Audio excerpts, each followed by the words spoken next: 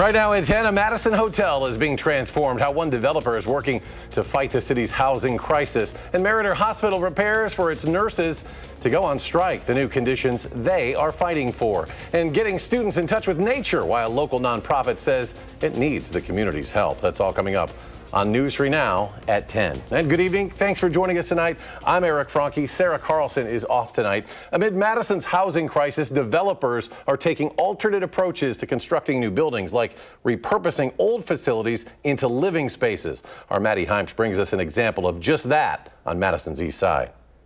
In what developers are calling naturally occurring affordable housing, these once Super 8 hotel rooms have taken a new form. It wasn't just your ordinary Super 8 hotel. It was a very challenging property for the neighborhood. A couple hundred police calls or so a year. What was once a problematic property is transforming to a solution. There's, as we know, a severe housing shortage here.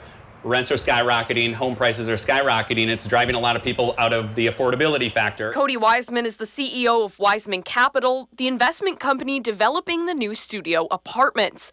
The complex is privately funded, so it doesn't rely on government subsidies and doesn't defer to federal restrictions. There's no income restrictions on that. Alder Sabrina Madison says it's a direct investment in her district. I want to see more opportunities to invest in the district and invest in something that is beautiful, that considers everybody at every income level. The area is home to the Dane County Regional Airport, UW Health East Hospital, and Madison Area Technical College, serving students, corporate employees, healthcare workers, and families. Having more affordability in our housing options is super necessary. We knew we could do better for Madison. The 129 units will be available to rent June 1st. Reporting on Madison's east side, I'm Maddie Himes, News 3 Now.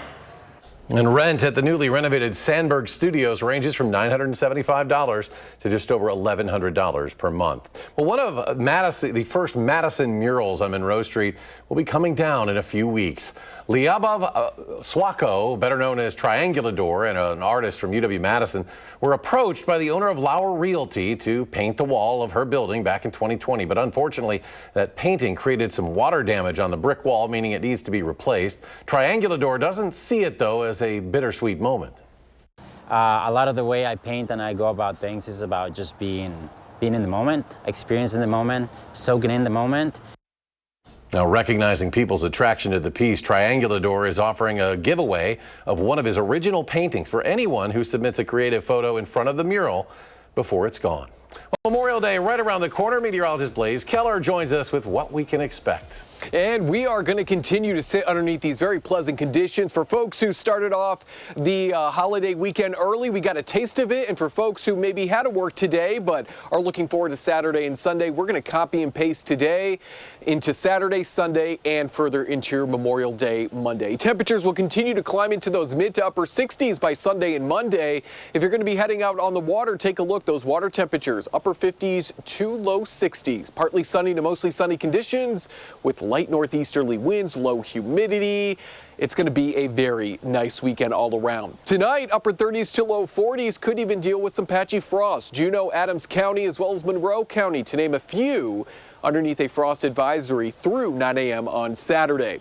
Rain is going to return, but it's going to thankfully hold off until the end of our holiday weekend. We're going to talk about the rain that moves in Tuesday night into Wednesday, what our temperatures will be like next week in the full forecast. Blaze, thank you. And if you're heading out on Lake Monona this weekend, the Dane County Sheriff's Office is asking for some help. The search for a man who went missing on the lake last week is ongoing.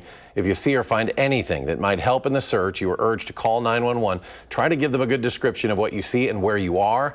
The boater went missing after the sailboat he was on capsized. And Madison police are also searching for a missing man last seen at Meriter Hospital. Vince Hildestad was discharged from the hospital's emergency department early yesterday. Police say he does not have a phone or vehicle with him. They say Mr. Hildestad has Parkinson's disease. It is unknown, they say, if he has access to his medication. If you see him, you're asked to call Madison police. Meriter Hospital says it'll remain fully operational during next week's nurses' strike. The nurses at the hospital are set to go on strike starting Tuesday morning through Sunday. Hospital leaders have contracted with travel nurses for the week. Nurses with the union say they're fighting to retain seasoned nurses and have additional security on staff. We didn't make this decision lightly. We became nurses for our patients, and so Although this is a kind of scary time where we don't know what's happening, we also don't want to do this because it's scary and we don't know what's happening for our patients. And so I don't want it to seem like this is just a frivolous decision. And patients and visitors should expect to see picketers near the hospital as well as additional security. Access to the hospital will not be impacted, but partial road closures may occur. The FDA issuing a new warning about stopping allergy medications. The agency says people have reported experiencing severe itching after they've stopped taking medications like Zyrtec or Xyzal. The side effect seems to happen to those who quit after long-term use. The FDA is asking manufacturers of the over-the-counter versions to add the new side effect warning to their packaging. If you're celebrating the holiday weekend at the pool, lake, or beach, experts urge you and your family to stay safe.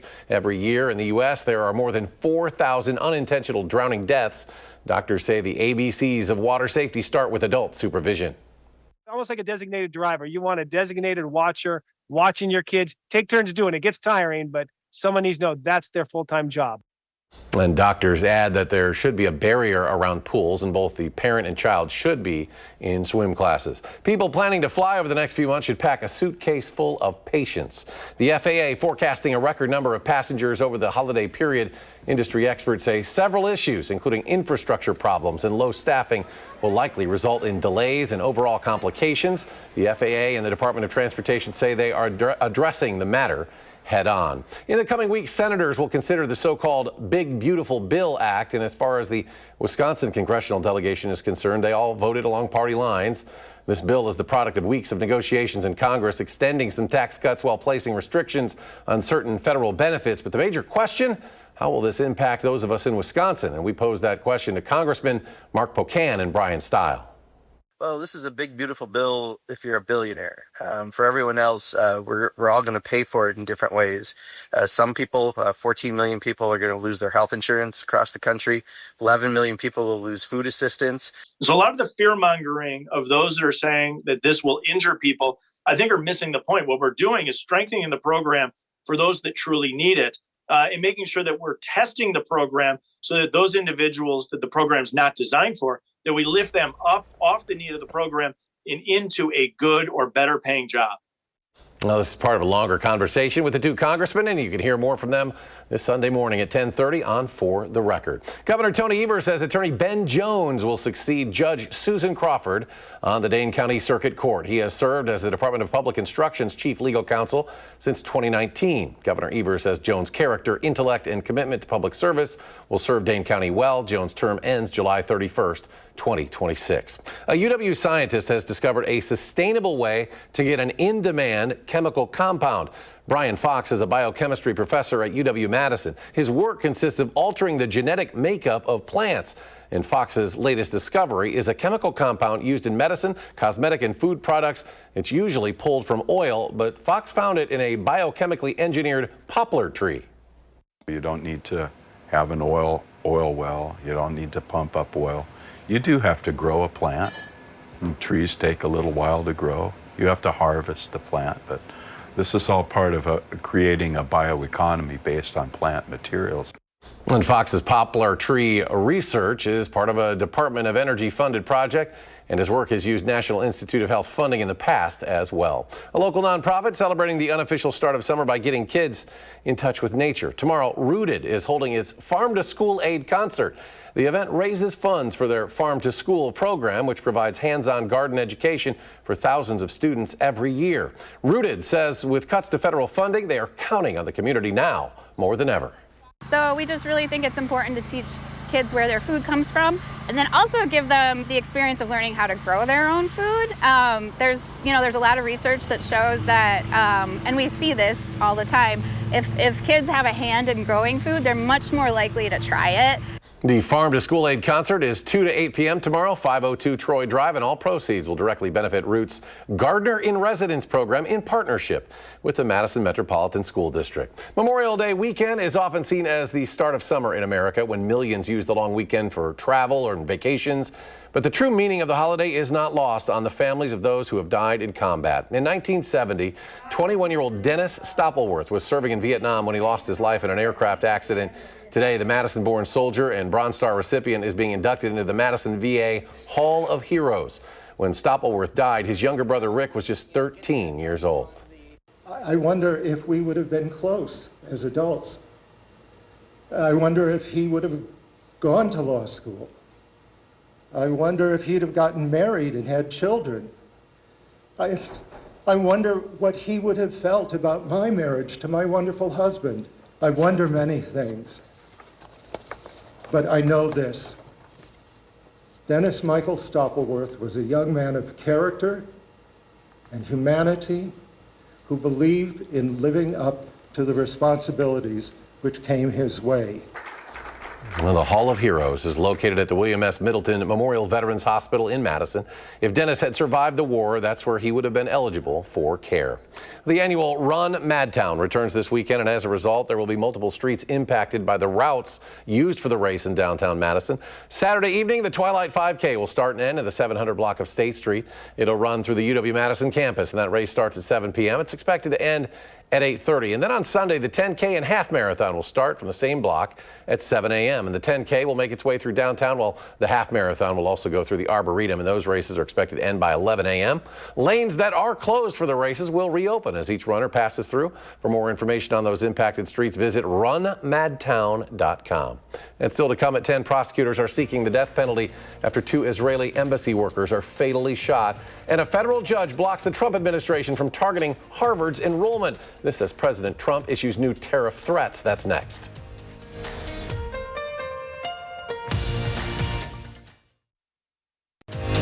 You're watching News 3 Now at 10. Prosecutors say they are considering the death penalty for the suspect accused of murdering 2 Israeli embassy employees in Washington earlier this week. The 31-year-old suspect in those murders is from Chicago. Authorities say Elias Rodriguez flew to Washington with a legally purchased handgun and then bought a ticket for the event at the Capitol Jewish Museum. He's charged with 5 felony counts. Court papers say he told police, quote, "I did it for Gaza." Rodriguez has not entered a plea. A Georgia teen finally back home with her family after being in ICE custody for nearly 3 weeks.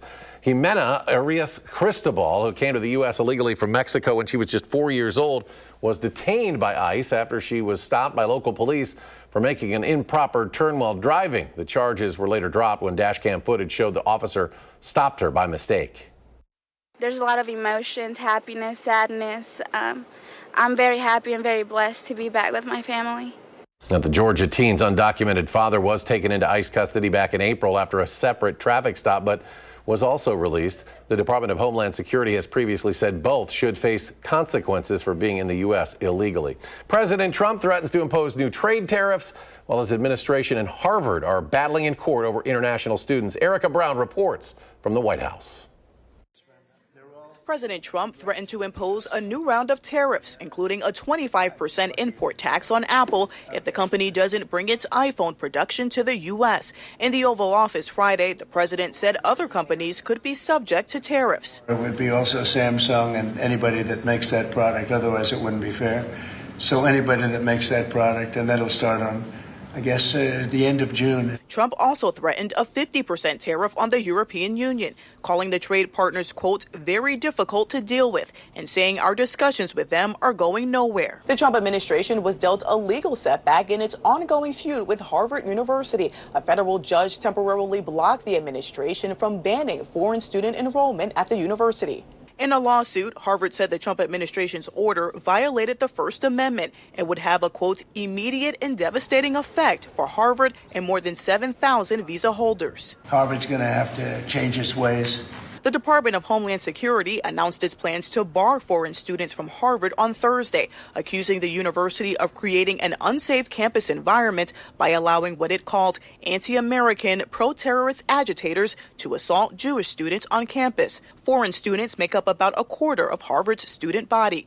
Erica Brown, CBS News, the White House.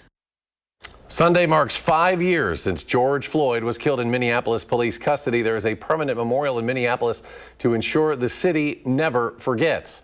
Earlier today, religious leaders sang and shared reflections about the meaning of George Floyd's death at an interfaith gathering at City Hall.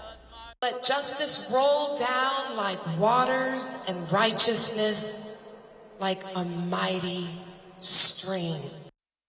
Derek Chauvin and 3 other former Minneapolis officers were convicted in state and federal courts on charges related to George Floyd's death. A few conservatives have called for a presidential pardon for Chauvin, but Minneapolis police say it is unlikely. It's been a nice day, temps in the 60s, but will it stick around through the holiday weekend? Meteorologist Blaze Keller joins us now.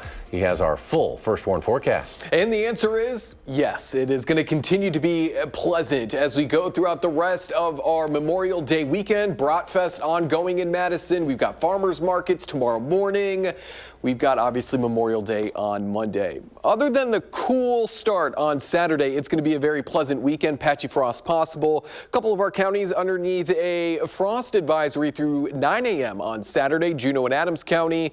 Temperatures are going to start to warm on up as we go into the second half of next week. That's going to welcome in some rain chances. Until then, we just sit underneath this high pressure system. And I'll talk about why this high pressure system is going to cause us to be cooler or seasonal and drier than average in just a moment.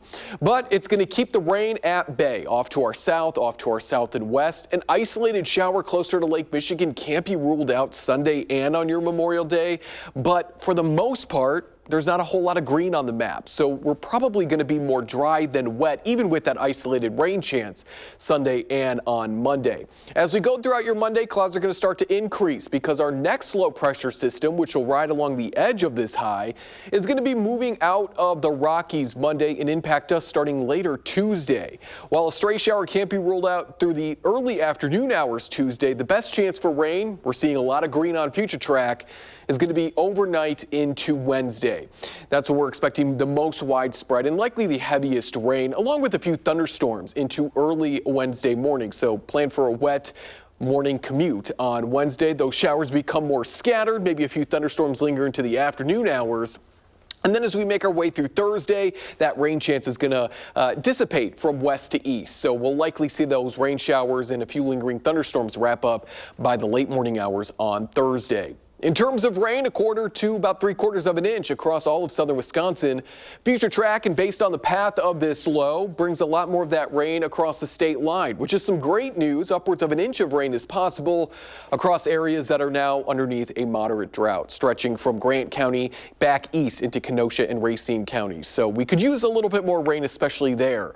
And we will get that as we go Tuesday into Wednesday. That's when our temperatures will be a little bit on the cooler side. We should be in the low 70s right now. We get there by Thursday of next week, but our same high pressure system that keeps us quiet for the holiday weekend is also going to keep us drier than normal, as well as seasonal to cooler than average, possibly over the next 14 days, as it's combining with winds with a couple of lows that are going to be sitting off the Pacific Northwest. They're essentially pushing a lot of that Pacific warmth and moisture into parts of Canada. It's going around us and then warming up parts of Maine and northeastern parts of Canada. So for those who don't like the rain, the light winds, and the sunny conditions, this is great. For those who want the rain and the storms, we're going to have to wait a little bit, especially until this high moves on out of here. But we'll get that rain chance Tuesday night into Wednesday, 70s starting Thursday, and we'll sit in the 70s through the end of that following weekend. Yeah, finally some pretty nice weather after all that rain. Getting some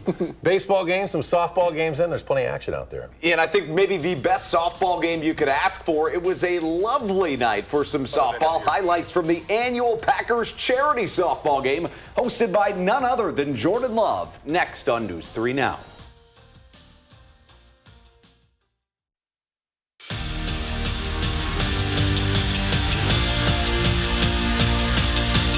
As if any more confirmation was needed, the torch has officially been passed off to Jordan Love. After co-hosting last year's Packer charity softball game with Donald Driver, it was the Love show all around up in Appleton this evening. He and all of his teammates, including first-round wide receiver Matthew Golden, played in the 25th annual charity softball game, with all proceeds going to the QB's Hands of Love Foundation.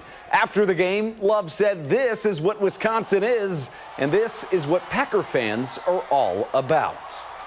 Another year, another first-team All-NBA selection for Giannis Antetokounmpo. The Bucks star, who finished third in the league's MVP voting this year, averaged 30 points, 12 rebounds, and 6.5 assists per game this season. A season Bucks fans hope was not his last in Milwaukee.